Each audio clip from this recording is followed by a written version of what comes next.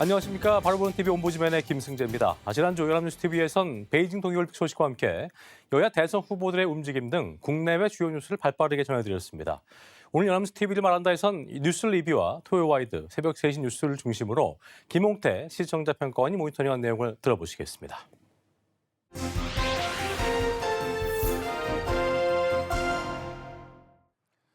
연합뉴스TV는 지난주에 우회전하는 차량의 경우 횡단보도에서 어떻게 행동해야 하는지에 대한 소식을 전했으며 고령 운전자의 자진 운전면허 반납에 대해서도 보도했습니다.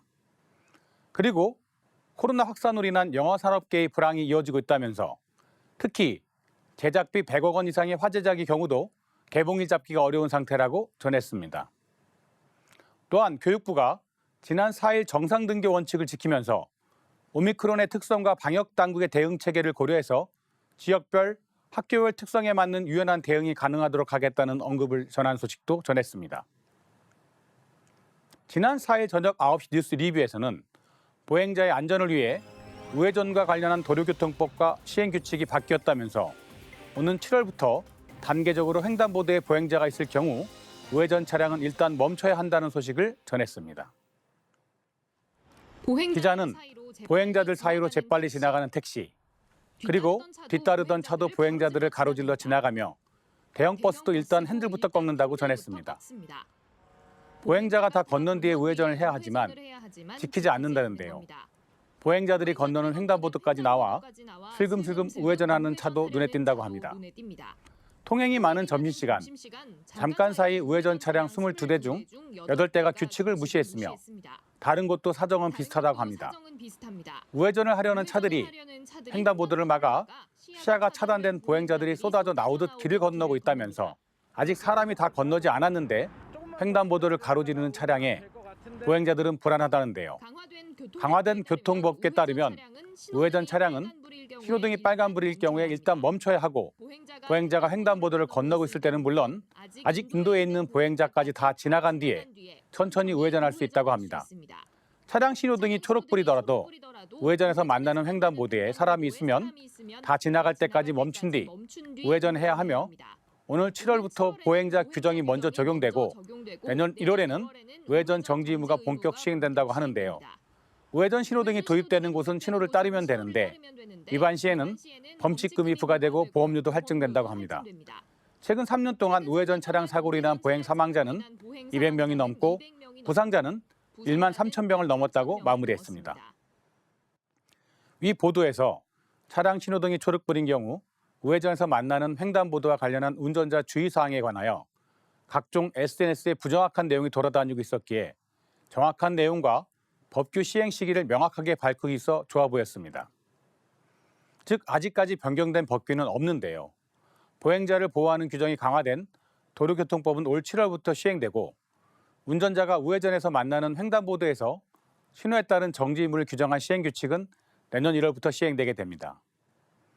올 7월부터 바뀌는 도로교통법은 보행자 보호 규정과 관련하여 운전자가 우회전한 후에 기존 규정에는 보행자가 횡단보도를 통행하고 있는 경우에 일시 정지해야 한다고 했지만 이 외에도 새로 통행하려고 하는 때에도 횡단보도 앞에서 일시 정지해야 한다고 운전자 의무 규정을 추가했습니다. 즉 운전자가 우회전한 후에 보행자가 아직 횡단보도에 들어오지 않았더라도 횡단보도 앞 인도에 있으면 일시 정지를 해야 한다는 것입니다. 새로 시행되는 도로교통법과 시행규칙을 위반할 경우에는 범칙금 처분을 받게 됩니다. 지난 5일 오전 9시 토요 와이드에서는 고령 운전자의 교통사고 예방을 위해 전국적으로 운전면허 자진 반납 제도가 시행되고 있다면서 고령자들이 운전에 적잖은 어려움을 느끼고 있지만 연령에 따른 운전 제한에는 다른 반응을 보였다고 전했습니다.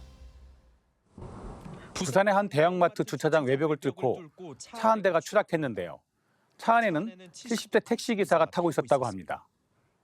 또 다른 한 전통시장에서는 80대 운전자가 60대와 유모차에 타고 있던 두 살 배기를 덮치는 사고를 내기도 했습니다. 정확한 사고 원인은 아직 밝혀지지 않았지만 고령 운전자들의 교통사고 비율이 증가하면서 사회적 우려가 커지고 있음을 전했습니다. 최근 한 연구에서는 75세 이상 고령자 가운데 10명 중 7명이 운전이 어렵다고 답했고 특히 야간 주행이나 순발력이 필요한 상황에 대해 부담을 느끼는 것으로 나타났는데요.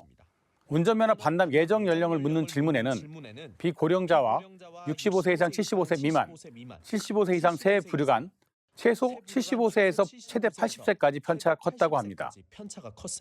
같은 나이라도 운전 능력에 차이가 있을 수 있는 데다가 생계형 고령 운전자도 있기 때문이란 분석인데요.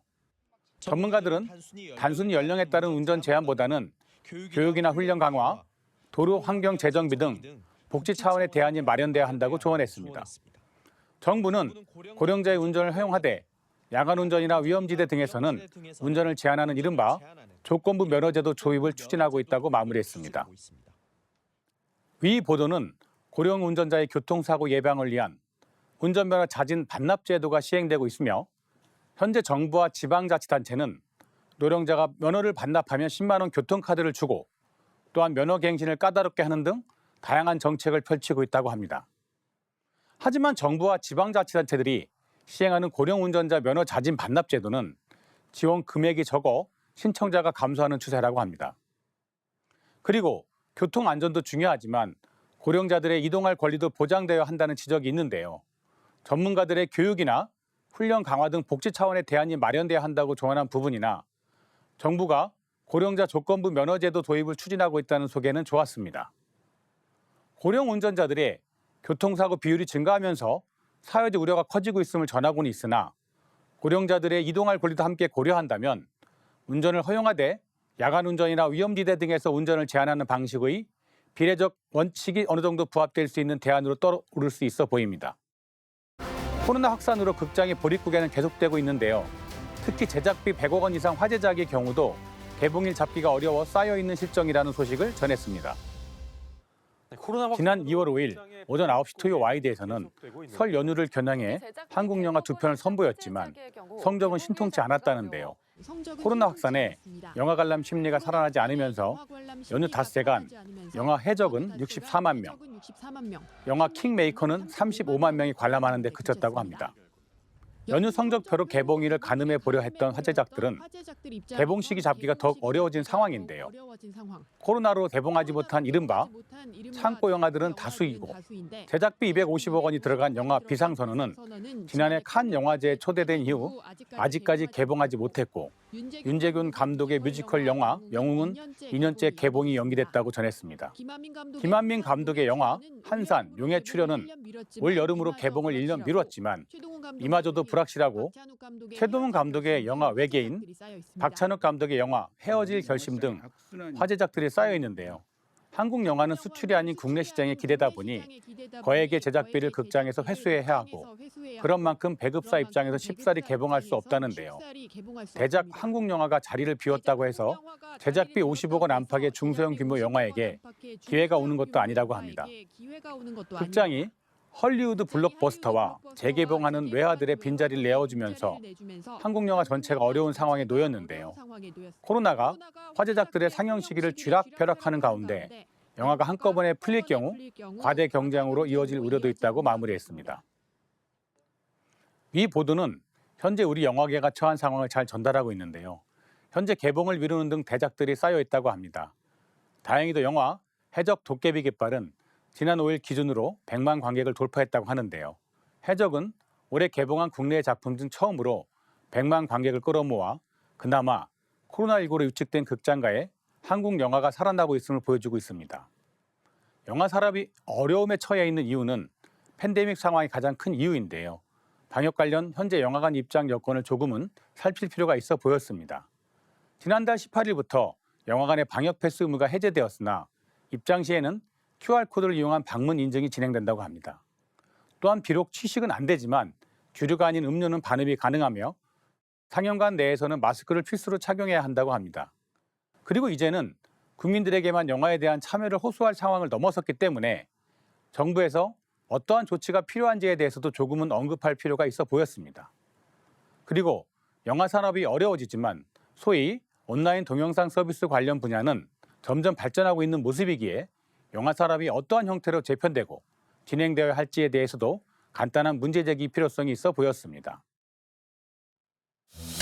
지난 6일 새벽 3시 뉴스에서는 오미크론 변이 확산세가 거세지면서 일선 학교 방역에는 비상이 걸렸고 새학기를 앞두고 정상 등교가 가능하겠냐는 분위기에 대하여 정부가 유연한 대응을 밝혀 교육 현장의 혼란이 가중된다는 지적이 있음을 전했습니다.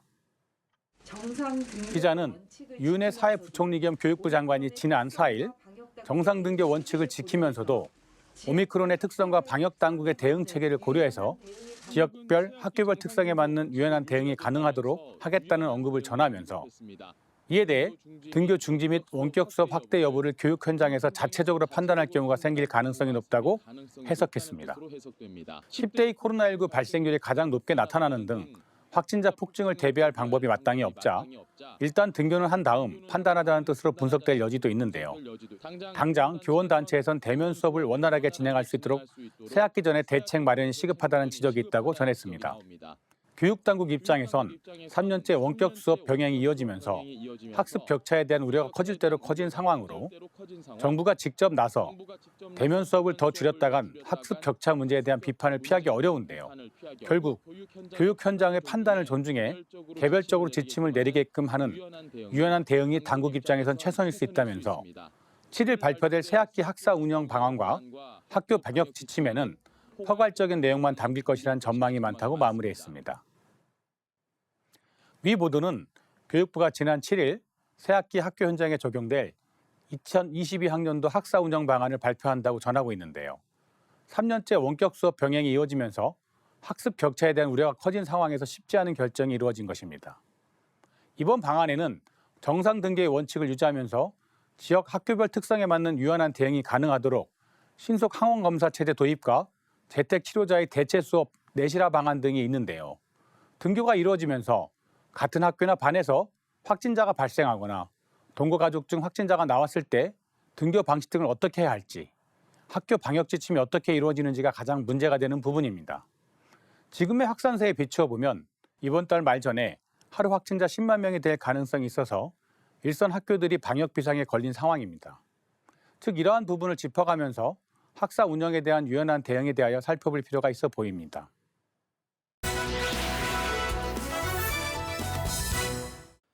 네, 이번 시간은 주말에 방영되는 제작 프로그램을 대학생의 시선으로 분석 및 평가해보는 캠퍼스 TV 리포트입니다.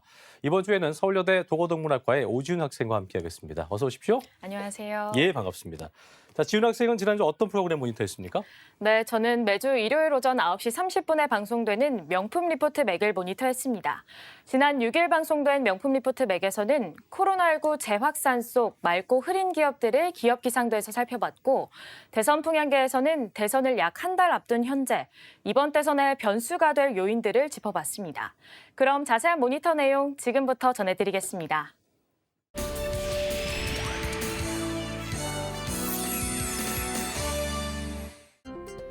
방송은 하루 2만 명을 훌쩍 넘는 확진자가 쏟아지면서 기업과 경제의 발목을 잡는 상황을 언급하며 시작합니다. 기업 기상도 시작합니다.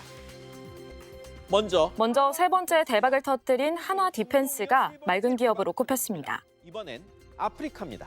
배수진 전략과 해상 표적 적중 성능에 이집트와 K9 자주포 수출 계약이 성사됐다는데요. 결국 도장 찍었습니다. 계약액은 2조 원대. K9 8번째 수출에 아프리카는 처음이라고 합니다. 처음입니다.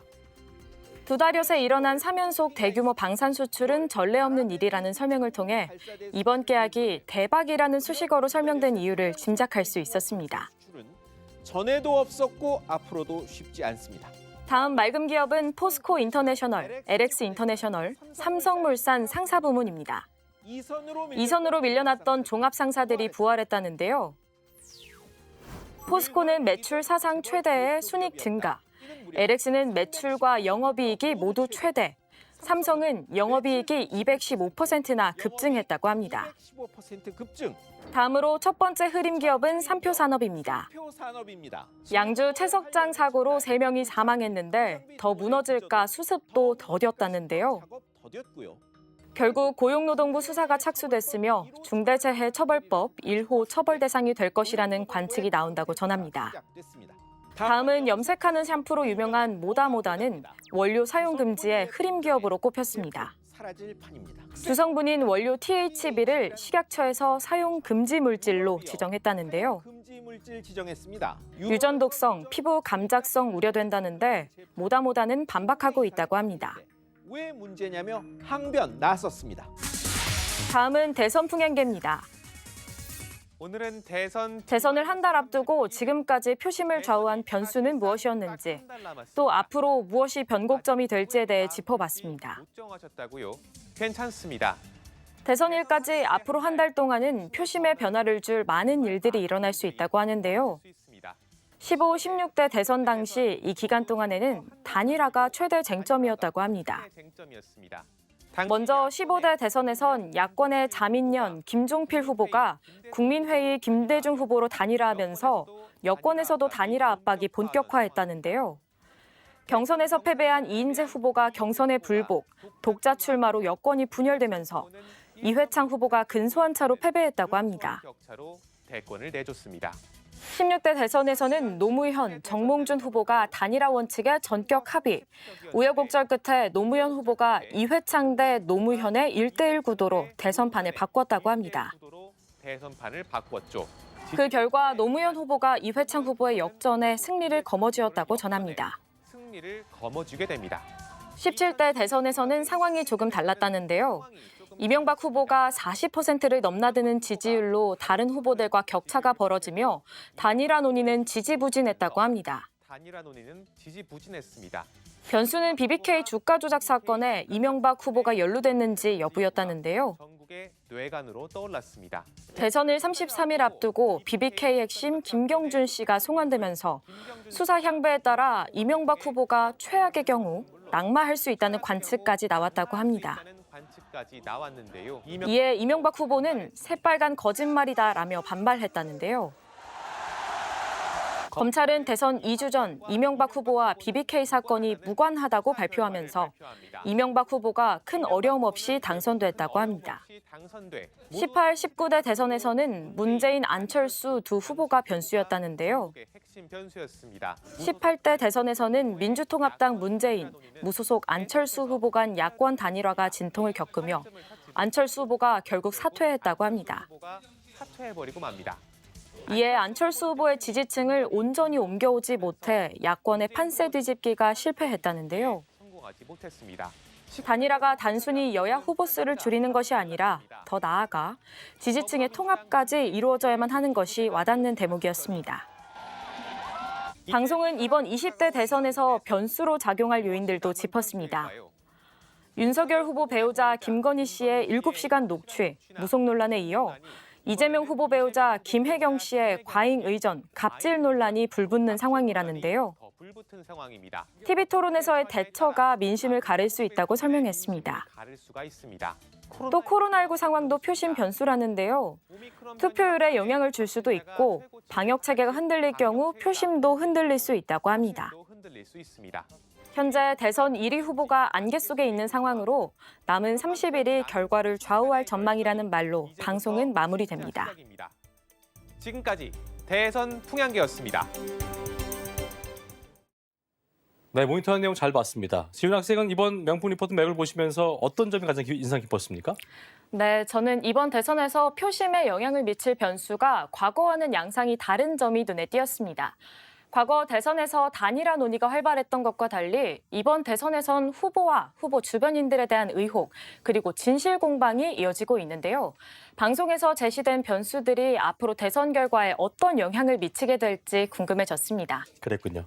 자, 지금까지 서울여대 도고동문학과 오지윤 학생과 함께했습니다. 오늘 말씀 고맙습니다. 감사합니다.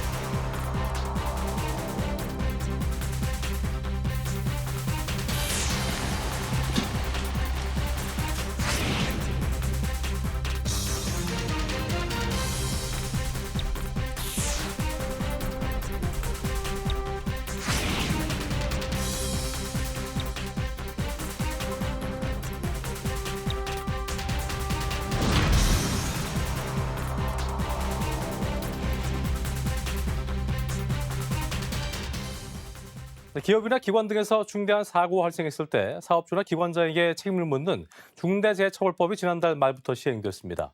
하지만 모호한 법조항 등으로 논란이 이어지는 등 시행 초기부터 법 개정을 요구한 목소리가 커지고 있는데요.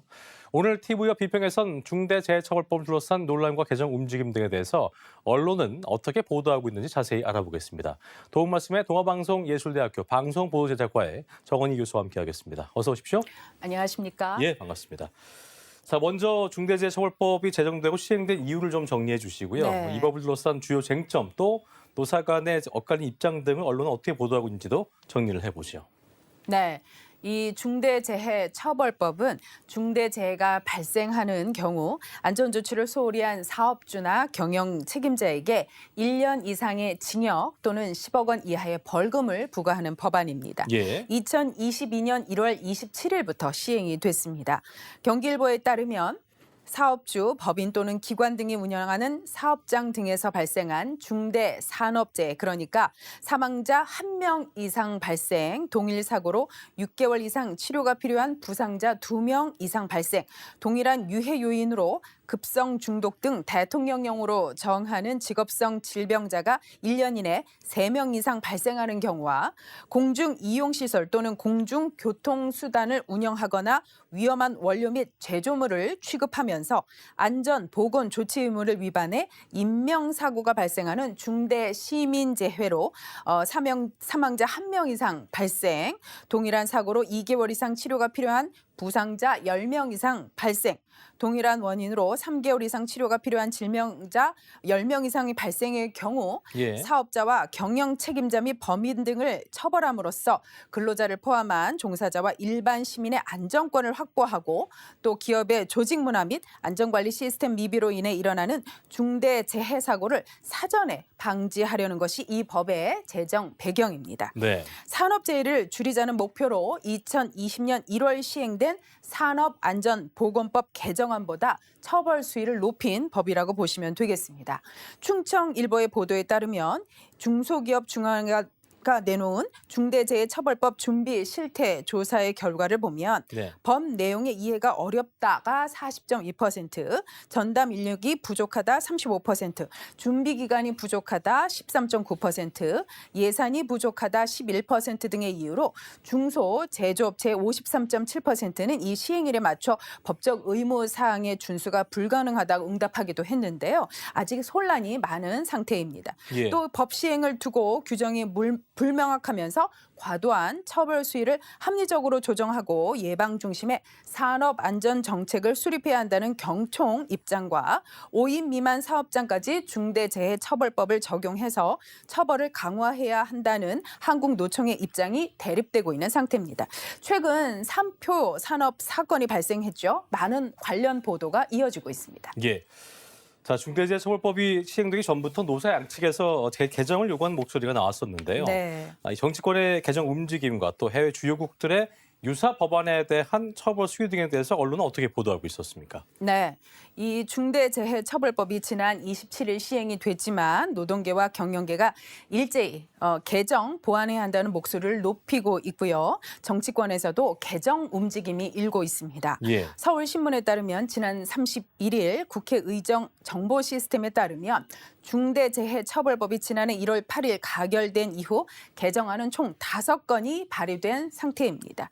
더불어민주당, 열린민주당, 정의당 의원이 대표 발의한 5건은 모두 적용 범위의 확대, 안전보건 의무 조치 및 처벌의 강화를 골자로 하고 있는데요. 좀 더 자세히 살펴보면 강민정 열린민주당, 강은미 정의당 의원의 개정안은 공통적으로 5인 미만 사업 또는 사업장에도 법을 적용해야 한다는 내용을 담고 있습니다. 네. 이탄희 민주당 의원이 대표 발의한 개정안은 법원이 터무니없이 낮은 벌금액을 선고할 수 없도록 벌금형의 하한을 설정한다는 내용입니다. 판사가 벌금액을 정할 때 산재사고 전문가와 유가족 등의 의견을 청취하도록 하는 양형 특례 제도의 도입도 포함되어 있습니다. 예. 김영배 민주당 의원의 개정안은 중대 시민재해 범죄에 건설공사 현장에서의 안전관리, 유해 위험 방지 결함을 포함하도록 하고 있습니다. 이윤주 정의당 의원의 개정안은 중대재해 피해자의 종사자의 범주를 현행, 대가를 목적으로 노무를 제공하는 자뿐만 아니라 직업교육 훈련생도 포함하도록 하고 있습니다. 중대재해에 대한 형사 책임을 묻는 법을 제정한 나라는요, 우리나라 외에도 영국, 캐나다, 호주가 있는 것으로 알려져 있습니다. 예. 우리나라 중대재해법의 처벌 수위는 이들 영연방 3개국의 법과 비교해 볼 수 있을 것 같은데요. 연합뉴스의 보도에 따르면 호주에서는 사용자와 고위직 관리자에게 20년 이하 금고와 32만 호주 달러, 그러니까 한화 2억 7천만 원 이하 벌금을 병과할 수 있게 규정하고 있습니다. 캐나다 단체 형사책임법은 기업에 대해 벌금형만 규정을 하고 있습니다. 다만 캐나다는 이 법과 별개로 형법을 적용해서 부상죄에는 10년 이하 징역, 사망죄에는 무기징역까지 개인에게 선고할 수 있습니다. 예. 영국 기업 살인법도 기업에 벌금을 부과하는 처벌만 있습니다. 하지만 영국 기업 살인법은 기업에 대한 벌금액을 50억 원 이하로 제한하는 한국과는 달리 벌금액에 상한이 없고 연 매출액과 연동해 산정하기 때문에 처벌 수위를 낮게 볼 수 없다는 지적도 있습니다. 캐나다도 기업에 대한 벌금액에 제한을 두지 않는다고 합니다. 그렇군요. 자, 최근에 근로자 3명이 숨진 삼표 산업이 중대재해법 1호 대상 기업으로 거론되면서 수사의 어떤 향방에도 관심이 쏠리고 있는 상황인데, 삼표 산업에 대한 중대재해법 적용 쟁점과 처벌 수위 등에 대해서 언론은 어떻게 보도를 하고 있었습니까? 네, 지난달 29일 경기 양주 채석장에서 붕괴 사고가 발생한 삼표 산업이 이 중대재해처벌법 적용 1호 기업으로 유력하게 거론이 되고 있죠. 예. 한국경제에 따르면 건설업계에서는 이 사고에 대한 처벌 대상과 수위의 촉각을 곤두세우고 있다고 합니다. 이번 사건이 모호한 법 조항에 대해 어떻게 적용될 수 있는지 엿볼 수 있는 가늠자가 될 것이라는 이유이기 때문입니다. 네. 지난 7일 이 건설업계에 따르면 고용노동부는 삼표 산업 채석장 붕괴 사고에 대해서 중대재해법 적용을 검토 중입니다. 지난달 29일 석재 발파를 위해서 구멍을 뚫는 작업 중에 토사가 무너졌고 이로 인해 근로자 3명이 안타깝게 숨진 사고가 발생을 했었죠. 네. 한겨레 보도에 따르면 산업안전보건공단의 합동 감식 결과 무리한 골재 채취 작업에 의한 집안 약화 때문에 일어난 것이다라고 잠정 확인이 됐습니다. 네. 고용노동부는 사고 원인이 확인이 됨에 따라서 본사 관계자 등을 7일부터 차례로 불러 수사하고 있습니다. 고용부는 삼표 산업법인과 현장 손장을 산업안전보건법 위반 혐의로 입건한 데 이어서 네. 중대재해법 위반 혐의에 대해서도 수사에 들어갔습니다. 삼표 산업이 흙더미를 산업재해가 발생할 수 있는 유해, 위험 요인으로 인식을 했는지, 흙더미 붕괴로 인한 재해를 예방하기 위해 작업 과정에서 어떠한 노력을 했는지 등이 고용부의 수사 대상이 될 것으로 보입니다. 예. 특히 삼표 산업은 사고가 난 양주 석산뿐만 아니라 전국의 석산 6곳을 운영을 하고 있는데요. 본사 차원의 관련 매뉴얼이 존재를 하는지 또 이를 잘 준수했는지 역시 수사의 관건이 될 전망입니다. 그렇군요. 하지만 안전보건 의무의 구체적인 내용과 사업주 경영자 책임의 범위가 모호하다는 비판이 제기돼 왔습니다. 이에 따라 수사 과정에서 안전확보 의무 위반과 또 중대재해 인과 입증에 어려움을 겪을 수도 있다라는 전망도 있습니다. 법 적용 해석을 두고 수사는 물론 재판 과정에서 논란이 벌어질 수 있다는 얘기입니다. 예. 건설 회사들은 삼표 산업 사건 처리 과정을 참고해 대응책 마련에 나설 계획이라고 합니다. 그렇군요. 자, 끝으로 중대재해법의 본 취지이죠. 산재 예방이라는 것을 좀 살릴 수 있는 방향으로 법이 좀 안착되고 시행되기 위해서 언론이 어떤 역할을 해야 될지 끝으로 짚어주시죠. 예. 네, 노동 과정에서 작업 환경 또는 이 작업 행동 등 업무상의 사유로 발생하는 노동자의 신체적, 정신적 피해를 산업재해라고 합니다. 예. 이를 예방하기 위해서 중대재해처벌법이 시행이 되고 있는 것이죠.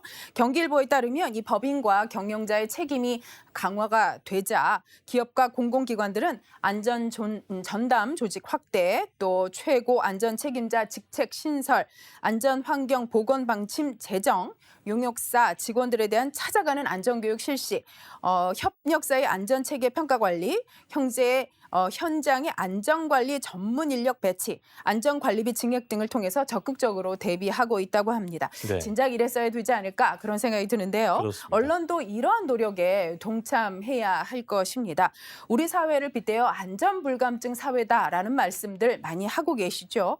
이런 중요한 안전의식에 대한 알림과 국내외 사고 사례의 원인 그리고 결과를 분석을 하고 방지 대책 마련을 함께 고민하는 것이 언론의 모습이어야 하겠고요. 이 중대재해처벌법이 확고하게 시행될 수 있도록 감시견의 역할도 하면서 탄탄한 안전 확충에 이바지해야 할 것 같습니다. 네. 앞으로 더 이상 이런 비극적인 사건을 우리가 다시 경험하지 않도록 언론이 한층 나서주시기 바랍니다. 네, 지금까지 동아방송예술대 방송보도제작과의 정원희 교수와 함께했습니다. 오늘 말씀 고맙습니다. 고맙습니다. 네, 저희 옴부즈맨 제작진은 여러분의 다양한 의견들을 기다리고 있습니다. 방송을 보시고 느낀 소감을 연합뉴스 TV 홈페이지 내 시청자 게시판이나 SNS로 보내주시면 됩니다. 저희는 다음 주 이 시간에 다시 인사드리겠습니다. 여러분 고맙습니다.